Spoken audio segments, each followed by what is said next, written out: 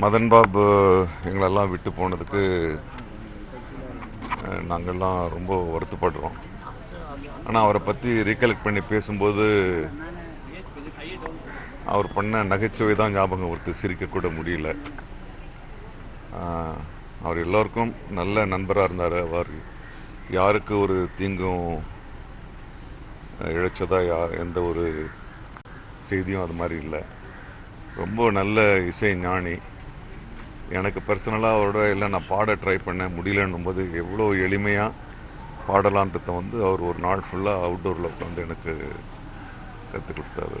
But அப்போ என்னால் பாட முடியல. Wonderful person. அவருடைய சிரிப்பு இன்னும் என் காதில்